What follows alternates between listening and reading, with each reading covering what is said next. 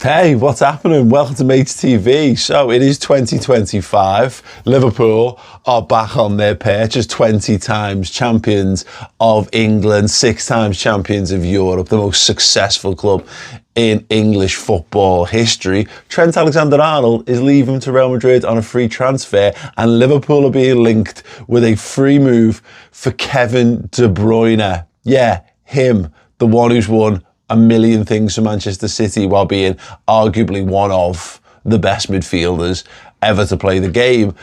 His contract is up. He's fuming about it. And now Liverpool will be linked with a move. Now, is this going to get shot down very, very promptly? Yes, probably. Does that mean I can't get excited about it and or talk about it at length for the next 10 minutes? No, of course not. Let's dive in. So, we all know Kevin De Bruyne. You know Kevin De Bruyne. I know him. Pros, number one, Big Red. Kev the Red, we call him. Always wanted to play for Liverpool. Loves us dearly, deeply. Much more than he could possibly love Manchester City. I'm certain of it. There are a number of cons. The obvious ones being, look, he passed his prime. Yeah, I think that's fair to say. He's 33. He's going to be 34 before the new season starts. It's the end of June is his next birthday. So yeah, about to be 34 years old.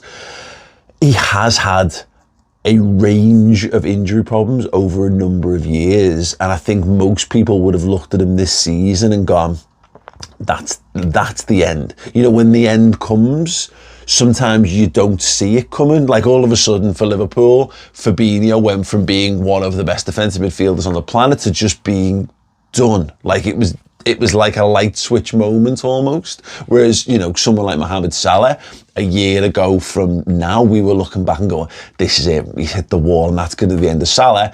And then he's just gone out and put down the best individual season English football has ever seen.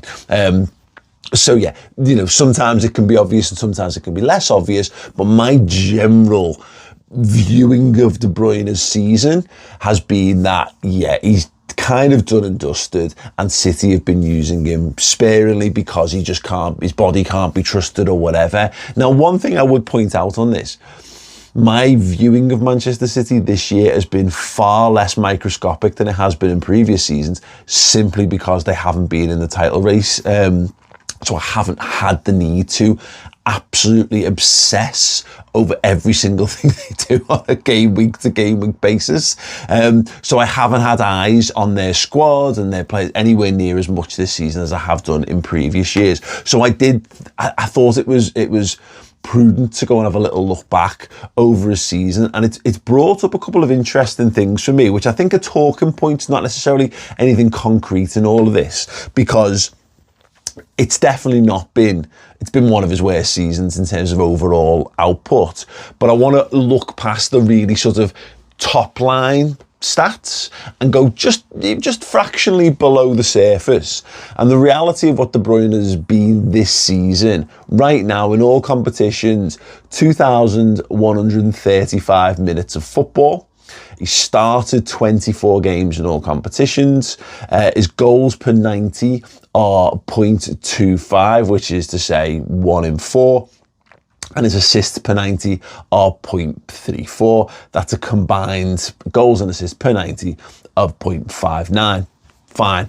The injuries, he had a hamstring injury after he played the first 4 games of the Premier League season, picked up a hamstring injury which ruled him out for 5 Premier League games, 2 Champions League games and 2 EFL Cup games, as well as a couple of games for Belgium as well in that. See, I had it in my head that he started the season injured, which isn't the case. It was something that happened.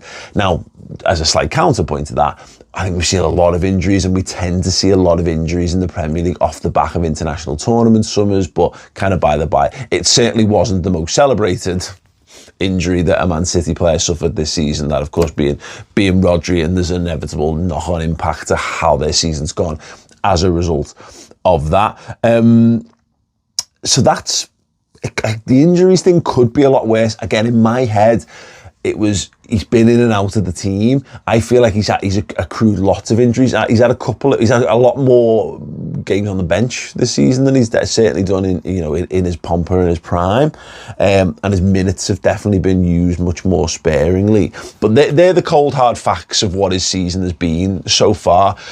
And look, the minutes thing is obviously big because Virgil van Dijk and Mo Salah are in the top 3 for minutes for Liverpool this season, and they're in his age bracket, 33, 34, but they're just machines, supreme athletes, as well as being supreme footballers as well. So they've been able to go to the well over and over and over again and see minimal drop off in terms of overall quality. You could maybe make a case that Salah's faded a bit in the back end of the season, but by the by, whether their skills on the pitch are faded, it might be a point, but they've still been able to get on the pitch. So that's a bit of a bar as far as our understanding of older players playing for Liverpool, certainly.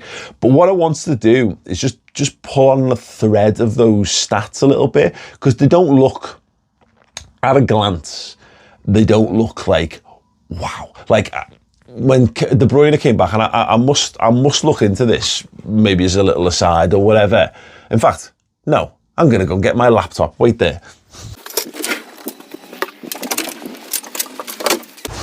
Oh, it's so jam-packed full of stuff. Listen to that. There's the mic. It's cooking. My laptop is absolutely cooking with hot Kevin De Bruyne stats. What I'm going to do is I'm just going to quickly check back to last season.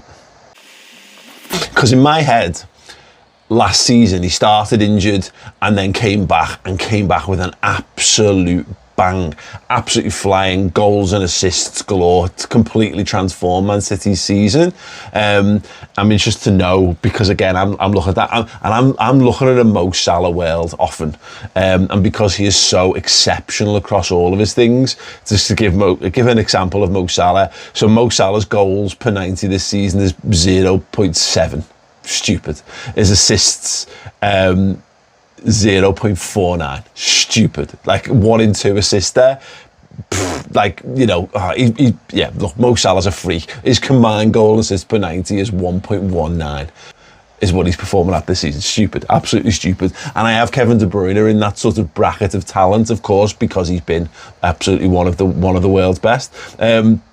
Let me just quickly get his stats up then. So Kevin De Bruyne last season actually only played 1,744 minutes, just as a talking point, and his goals in that, Jesus Christ, okay, yeah. So Kevin De Bruyne last season, his goals were 0.31 per 90, which is an improvement on 0.25 this season, and his assists per 90, 0.93. It's just absolutely stupid. Now, of course, like Haaland, Haaland has a huge impact on that, because of course Haaland hasn't had the great season this season, and he's had more injury problems himself, obviously currently out at the minute, which is coinciding with De Bruyne's return to the team. So he's hitting Marmoush, and he's hitting Doku, who never ever scores, and Savinho, who never ever scores. So he hasn't got the same level of quality, putting his chances away as such. But yeah, anyway, just for talking sake, that's the point I was sort of driving at, is that last season's De Bruyne stats are like, you look at the per 90s and you go, yeah, wow, God, what an absolute superstar. They don't stand out like that this year, which I think is interesting. And again, if you just wanted to stop your analysis there, you'd say, well, is he quite the exceptional footballer? Is this really that sign of that tailing off? Yes, he's been more available this year. But, he's been more available, he's played more football, but his output's been worse. So are we seeing, a tail off in terms of talent, as well as the physical side of things?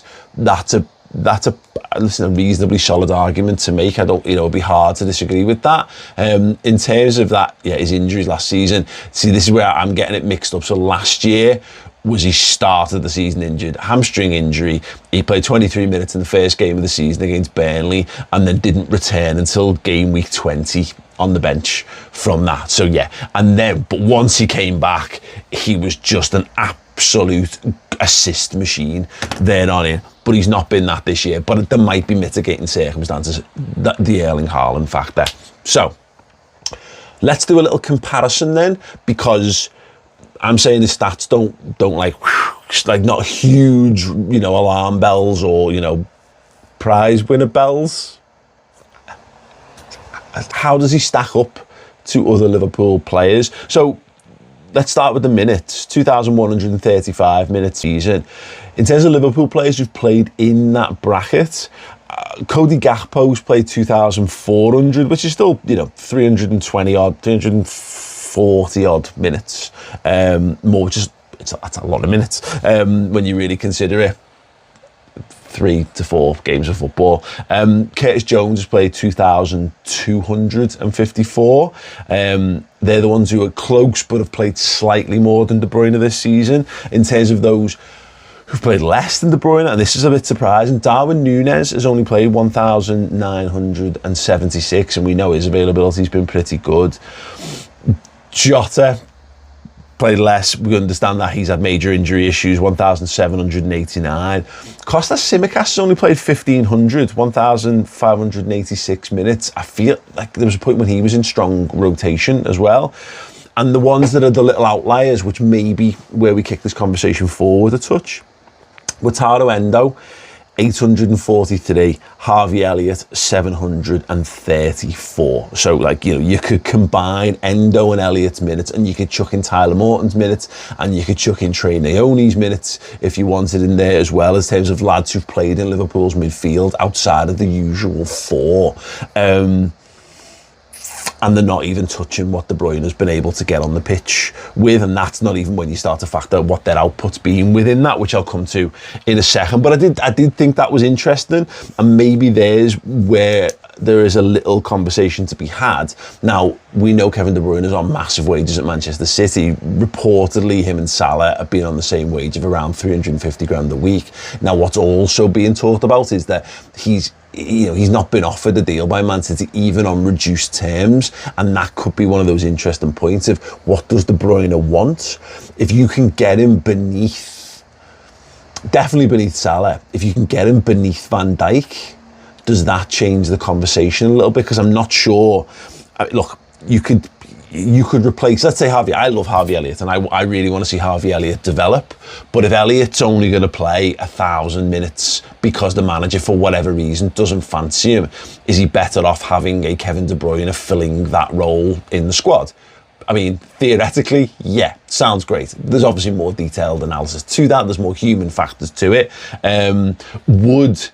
If he was fit and available for those 2,000 minutes, because Elliott's been available been available to play that amount of minutes, he just hasn't been selected, would the manager be more inclined to play someone like Kevin De Bruyne, knowing what you're going to get from him? It's an interesting conversation. Let me just compare then, moving things on to the goals per 90. So what I've done is gone for people who have got less, there or thereabouts in terms of goals per 90 compared to Liverpool players. So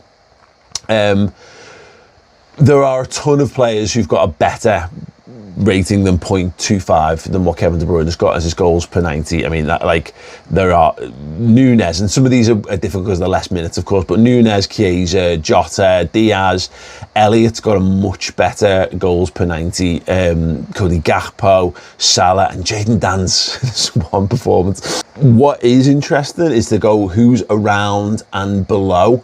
So below Darwin Núñez's 0.32 is Dominic Szoboszlai at 0.2.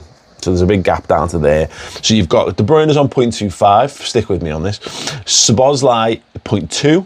McAllister 0.18. Trent 0.12. Curtis Jones 0.12. So De Bruyne is coming out ahead of everyone. Gravenberch, by the way, 0. De Bruyne is coming out ahead in terms of goals per 90 of all of Liverpool's current regular midfielders. Elliott, as I've pointed out on previous videos, is such a positive outlier, but as we saw in the Chelsea game at the weekend, I just don't know where he fits. Now, you could make the case that does Kevin De Bruyne bring things to the table that Elliott isn't bringing, i.e. physicality and pace and all the defensive covering? No, he's not. So I'm not sure there's an improvement in that department. When if Szoboszlai is the mark, the benchmark, what you need to be hitting in terms of what you're capable of doing and running around the pitch, that's another aside to this. In terms of the assists, this is where it does get interesting. So the only player in Liverpool's squad this season with a better assist per 90 ratio is Mohamed Salah and his 0.49.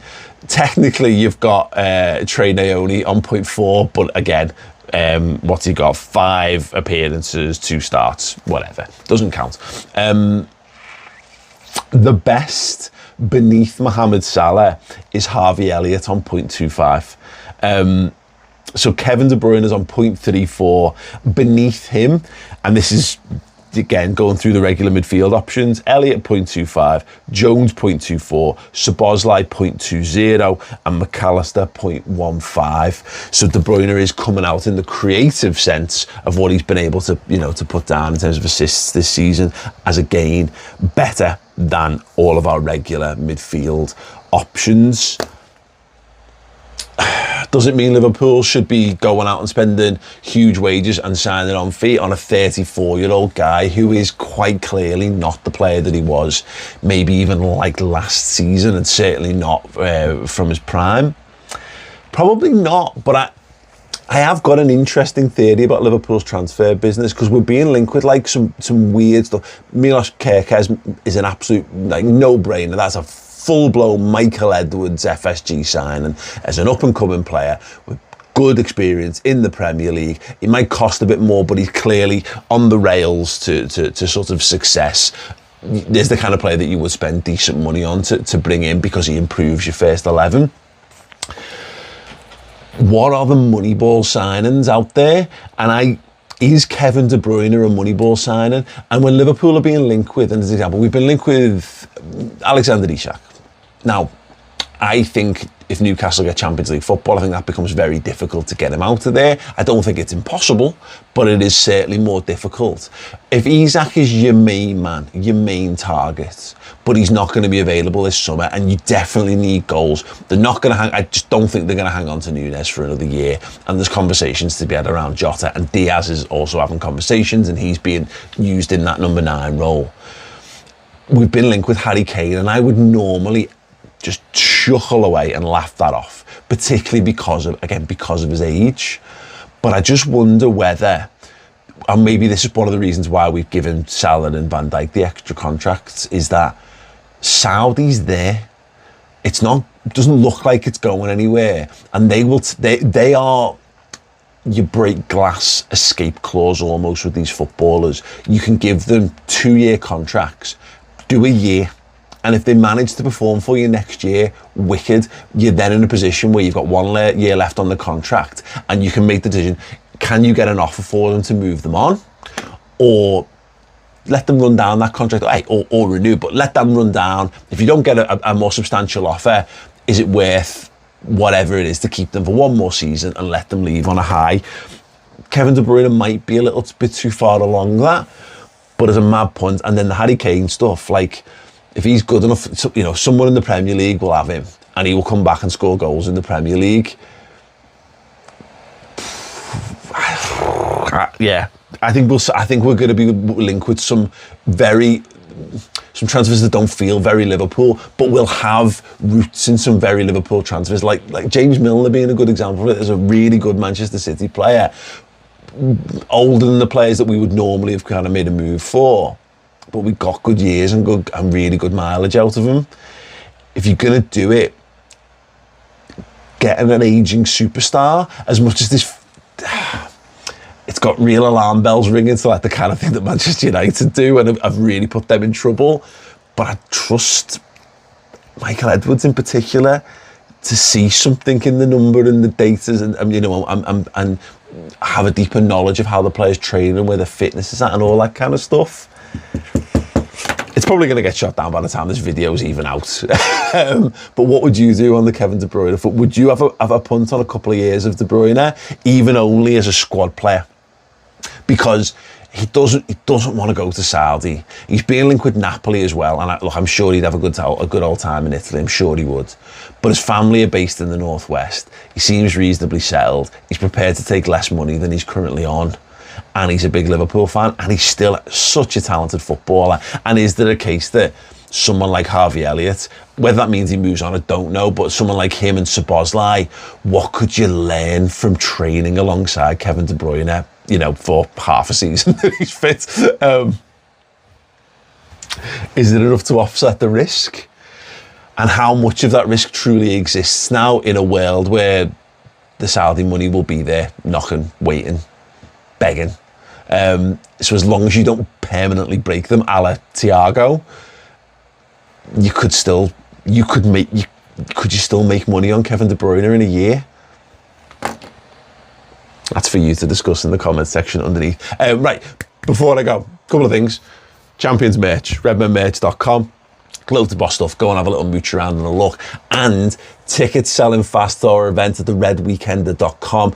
The title lift is on the Sunday. The parade is on the Monday. Rewind another day, the Saturday, we're at the exhibition centre at the M&S Bank Arena in Liverpool. It is the biggest selling event in the history of Red Men TV so far, and we're going to push it even more. We've got Kenny Dalglish and Kelly Kate and the whole Dalglish family doing Family Fortunes, hosted by former host Les Dennis, against the Red Men team. We've got the Zootons doing music. We've got meet and greet with Liverpool legends. Head to theredweekender.com. Get tickets to the Saturday to see our show. It's 2 p.m. till 7 p.m, so you can fill your boots in the night and do whatever you want on top of that as well, and then get ready for the title lift and the parade on Monday. It's just mind-blowingly awesome what we've got lined up there, and I can't wait to see as many of you as possible. I'll put the link in the description underneath. But yeah, KDB, yes or no, comment below. Cheers.